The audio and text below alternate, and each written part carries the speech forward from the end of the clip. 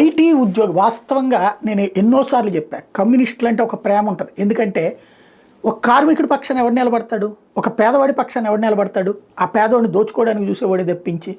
అట్లాంటిది పేదవాళ్ళని ఆర్గనైజ్ చేసి వాళ్ళకి ఒక రేషన్ కార్డు దగ్గర నుంచి వాళ్ళకి వాళ్ళ పంపులు ఉచితం దగ్గర నుంచి ఇళ్ళు ఉచితం దగ్గర నుంచి ఇట్లాంటి ఒకప్పుడు కమ్యూనిస్టు ఉద్యమాలు మేము జర్నలిజం ఫీల్డ్లోకి వచ్చిన తొలినాళ్లలో కొన్ని వందల ఉద్యమాలు కవర్ చేసాం.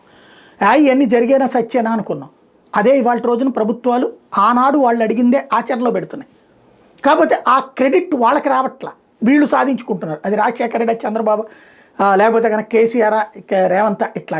కానీ అసలు ప్రారంభించిన పోరాటాలు వాళ్ళవి. కడుపు నిండినటువంటి పోరాటాలకి, కడుపు మండిన పోరాటాలకి వేదిక అయ్యేవాళ్ళు. ఇప్పుడు కొత్త రక్తంలోకి రావాలి.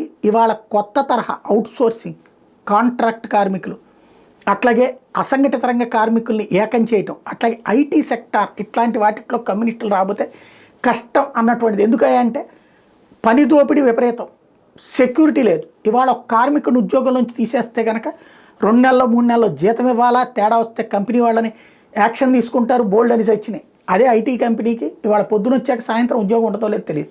వెళ్ళేటప్పుడు పింక్ స్లిప్ ఇచ్చి ఇంటికి పంపించేసినా ఆశ్చర్యపోనక్కలేదు. ఉన్నట్టుండి మీ ఉద్యోగాలు తీసేసామంట, దిక్కు మొక్కు లేదు.